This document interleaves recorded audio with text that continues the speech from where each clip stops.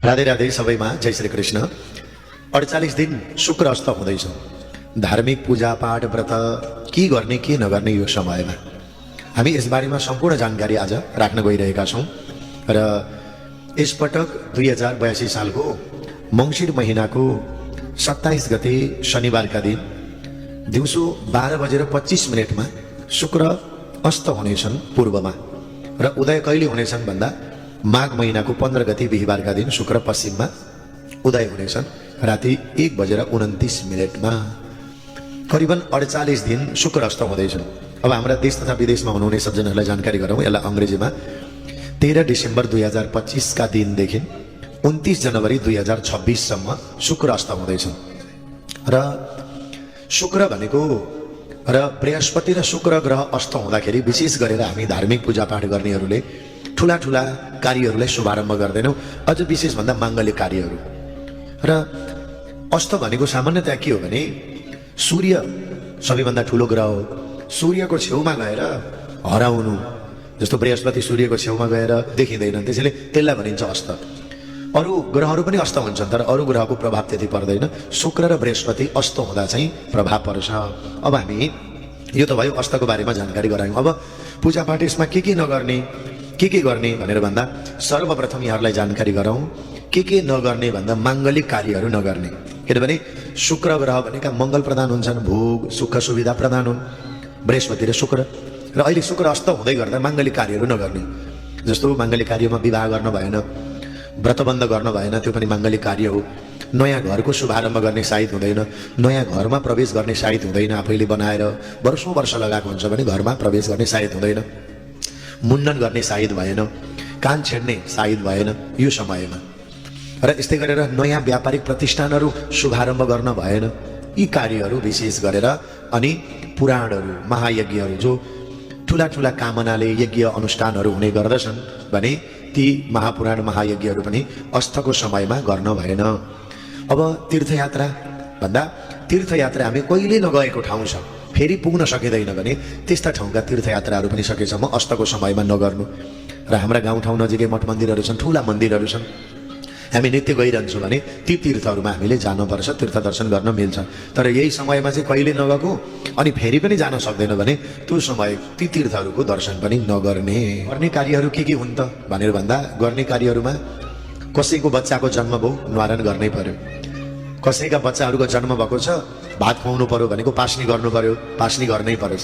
किनभने त्यसलाई नयाँ आरम्भ भनिँदैन पास्नीलाई, त्यो चाहिँ कर्म भएको हुनाले बच्चाको 5 महिना 6 महिना पुगे पछाडि छोराछोरीको पास्नी गरिन्छ। त्यसैले अस्तमा पनि पास्नी पनि गर्नुपर्छ, गरिन्छ। श्राद्ध गर्न भयो, जन्म संस्कार भयो, मृत्यु संस्कार, कसैको मृत्यु भयो मृत्यु संस्कारका कर्महरू पनि गरिन्छ, गर्न पर्छ। यसमा कुनै असर नयाँ आरम्भ गर्ने र माङ्गलिक कार्यहरू चाहिँ गर्न भएन। नित्य आफ्ना पूजाहरू गर्ने, शङ्खघण्टहरू बजाउने, यी सब कार्यहरू नित्य गर्ने। अनि नित्य व्रत जस्तो सोमबारको व्रत गरिरहेका छौँ, अब एकादशी आउँछ यो समयमा 48 दिनमा, ती एकादशीहरूको पनि व्रत गर्ने। अनि यस्तै गरेर सोमबारको व्रत, मङ्गलबारका व्रत यो पनि गर्ने। तर मङ्गल चौथी पर्यो अथवा कुनै व्रतको शुभारम्भ गर्दै हुनुहुन्छ भने अस्तको समयमा नगर्ने, र कुनै व्रत थन्क्याउँदै हुनुहुन्छ समापन गर्दै हुनुहुन्छ भने अस्तको समयमा नगर्ने। अब यही समयमा स्वस्थानी व्रत सुरु हुन्छ। स्वस्थानी त पौष शुक्ल पूर्णिमाबाट सुरु हुन्छ भन्दा स्वस्थानीको व्रत नित्य लिइराख्नेहरूले धेरै 2-4 वर्ष अगाडि स्वस्थानीको व्रत गर्नुभयो, फेरि गर्ने इच्छा छ भने लिन भयो।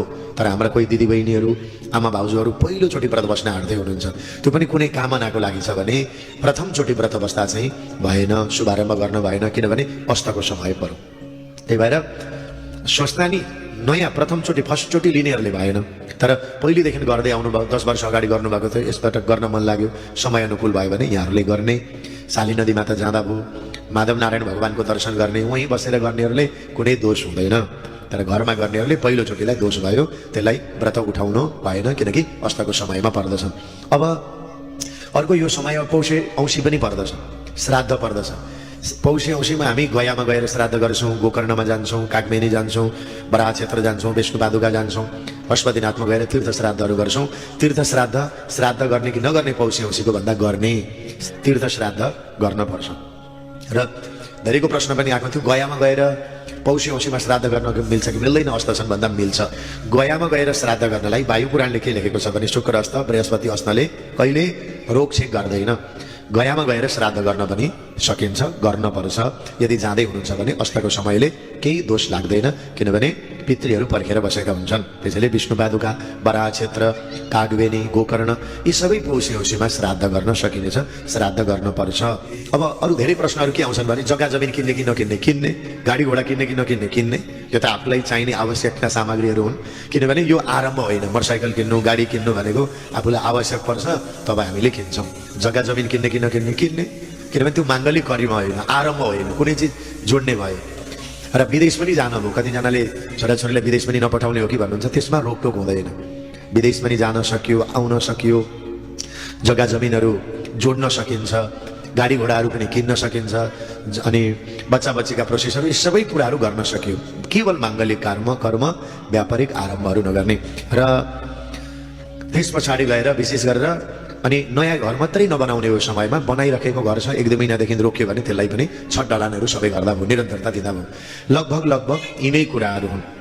र आज हजुरहरूलाई हामीले यो करिबन 48 दिन बृहस्पति अस्त हुँदै गर्दा आफ्ना नित्य कर्म गर्ने, स्वाध्याय गर्ने, आफ्ना जप पाठ पूजाहरू यी सबै गर्न सकिन्छ, नित्य दर्शन गर्ने, नित्य व्रत गर्ने, यी सबै कर्महरू गर्न सकिन्छ। अब जस्तो माघ 1 गते मकर सङ्क्रान्ति हो, देवघाटमा गएर स्नान गर्न सकियो ठुला, किनभने यो चाहिँ नित्य नै हो। मकर सङ्क्रान्ति फेरि अर्को महिनामा आउँदैन, यस कारणले गर्दा नित्य हो।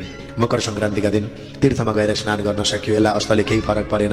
यस्ता दिनहरू बनाएर त्यही ठाउँमा मेला लाग्छ भने कहिले नगइएको छ, तर त्यतिखेर चाहिँ पावन त्यो तीर्थको महत्त्व छ भने जाँदा भयो। शाली नदी जाने, किनकि स्वस्थानी भरि शाली नदीको महत्त्व र महिमा छ, यी कुराहरू रहेका छन्। अब जन्मदिन पनि पर्छ हाम्रो यसबीचमा, कतिको जन्मदिन पर्छ, जन्मदिनका दिन अष्टचिरञ्जीवी अनि यस्तै गरेर नवग्रहहरूको स्वस्ति शान्ति प्रार्थनाहरू हामीले जन्म नक्षत्रहरू पारेर पनि गर्न सक्दछौँ। त सम्पूर्ण दर्शकबिन्दहरू, मलाई लाग्छ यहाँहरू सबैका प्रश्नहरू समेटिए शुक्र अस्तमा हुँदा त शुक्र अस्तको समयमा के गर्ने के नगर्ने भन्ने कुराहरूको बारेमा हामीले सम्पूर्ण भक्त सज्जनहरूलाई जानकारी गरायौँ। र यहाँहरू सबैलाई धेरै धेरै धन्यवाद। भिडियो हेरिदिनु भयो, अरू समक्ष पनि यो भिडियो पुगोस् भन्नको लागि लाइक कमेन्टहरू गरिदिनु होला। सबैप्रति हार्दिक आभार प्रकट गर्दै म कुबेर सुवेदी बिदा हुन्छु। जय श्रीमन नारायण, राधे राधे।